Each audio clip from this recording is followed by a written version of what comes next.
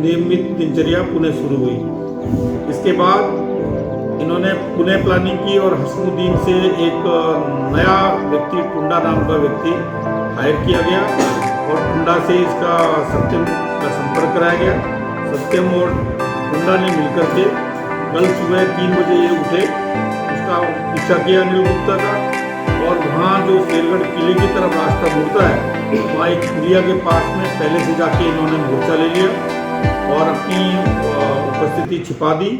जो ही अनिल गुप्ता पुलिया के पास से गुजरे तो पीछे से आकर के इन्होंने उनकी आंखों में मिर्ची झोंक दी और एक बल्लम से उनके शरीर पर बेरहमी से प्रहार किया, जिससे उनकी मृत्यु हो गई। इसके बाद इन्होंने पूरी प्लानिंग के अंतर्गत उसको एक बोरे में डाला और एक चद्दर में बांध करके मोटरसाइकिल पर लेकर के चंबल पुल के पास चले गए और चंबल पुल पे एक स्थान पे जो तार हैं उनमें कटे हुए हैं, एक और ओपनिंग बनी हुई है, उससे वहाँ पे उनको ड्रॉप कर दिया।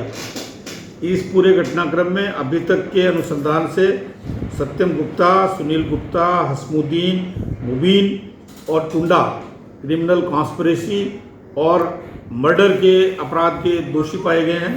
पुलिस द्वारा इनमें से अभी तक सत्यम, सुनील और हसमुद्दीन इनको गिरफ्तार किया गया है। टुंडा और मुबीन की तलाश जारी है। पुलिस सीओ सिटी के निर्देशन में गहनता से अनुसंधान कर रही है।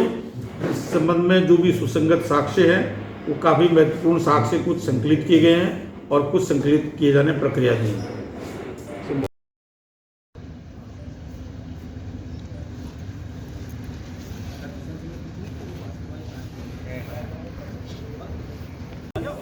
खड़े हो जाओ ना, आ जाओ। चलो और कहाँ है? अरे जी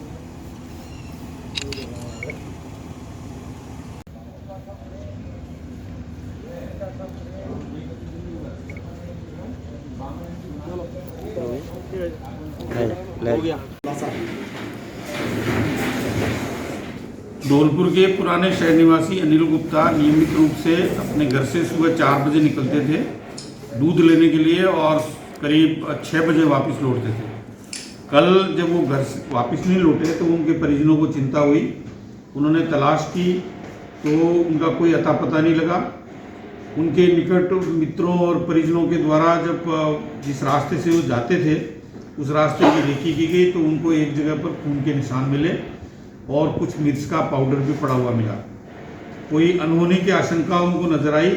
इस संबंध में उनके द्वारा पुलिस को सूचना दी गई।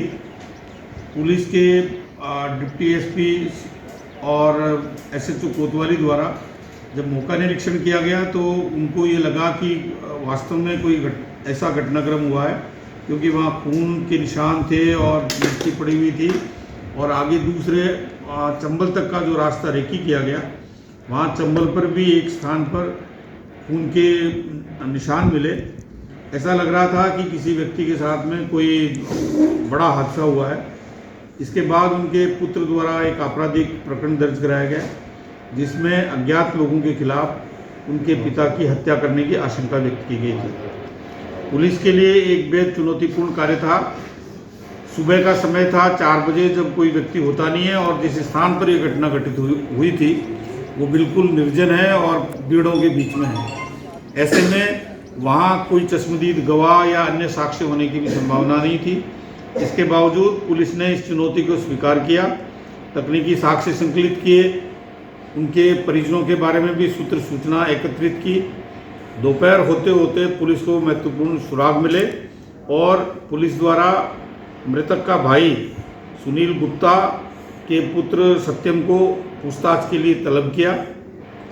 उन साइकोलॉजिकली उनसे कड़ाई से पूछताछ हुई तो पुलिस को कुछ अहम सूत्र सामने आए और एक कड़ी से कड़ी जोड़ते हुए शाम तक इस पूरे घटनाक्रम का पुलिस द्वारा खुलासा कर दिया गया।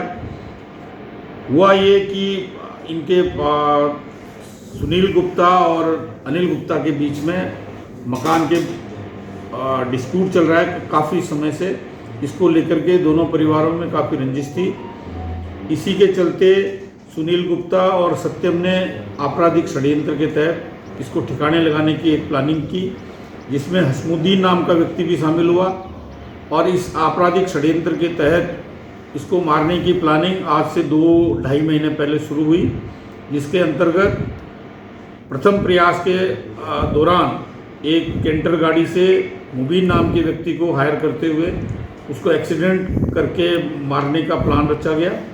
2 जून को ये घटना कारित हुई, लेकिन तकदीर से अनिल गुप्ता उस घटना में बच गए। उनको ये एहसास भी नहीं हुआ कि उन पर कोई जान से मारने की नीयत का अटैम्प्ट हुआ है। इलाज लेने के कुछ समय तक उन्होंने अपना जो मॉर्निंग वॉक वाला कार्यक्रम था वो स्थगित रखा। उसके बाद जब वो पूरी तरह ठीक हो गए तो उनकी